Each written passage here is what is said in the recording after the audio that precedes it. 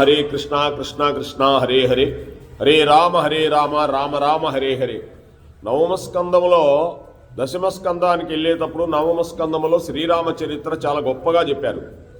నవమ స్కందములో నవమి నాడు రామచంద్రమూర్తి పుట్టారు. దశమ స్కందమును ప్రారంభం చేసే ముందు నవమ స్కందాల్లో రామాయణాన్ని గొప్పగా చెప్పారు.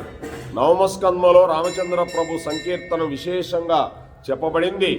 ఇక్ష్వాకు వంశంలో జన్మించిన దశరథ మహారాజు గారికి సంతానం లేకపోతే పుత్రకామేష్ణ చేస్తే సంతానము కలగడానికి ప్రతిబంధకమైన పాపం పరిహరింపబడి యజ్ఞపురుషుని అనుగ్రహము చేత లభించిన పాయస పాత్రలోని పాయసమును తన ముగ్గురు ధర్మపత్తులైన కౌసల్యమ్మ సుమిత్ర కైకేయులకు పంచి ఇస్తే పుట్టిన రామలక్ష్మణ భరత శత్రుఘ్నులు నలుగురు కుమారులందు మహాధర్మాత్ముడైన రామచంద్రమూర్తి పితృవాక్య పరిపాలన కోసమని తాను వివాహం చేసుకుని సీతమ్మతో కలిసి తండ్రిని సత్యవాక్యమునందు ప్రతిష్ఠితును చేయడం కోసం 14 సంవత్సరముల అరణ్యవాసమునకు బయలుదేరి వెళ్ళి అక్కడ శూర్పణఖ ముక్కు చెవులు కోసి మారీచాది రాక్షసులు పీచమర్చి అక్కసుతో రావణాసురుడు సీతమ్మ తల్లిని అపహరిస్తే ఆ తర్వాత అరణ్యకాండలో కబంధ వద్ద జరిగిన తర్వాత సుగ్రీవుని జాడ తెలుసుకుని సుగ్రీవునితో మైత్రి చేసి వాలిని సంహరించి హనుమ సహాయముచే 100 యోజనముల సముద్రముల కావల దక్షిణ దిక్కునమున లంకాపట్టణములో రావణాసురుని ప్రమదావనంలో బంధింపబడిన సీతమ్మ జాడ హనుమ ద్వారా తెలుసుకొని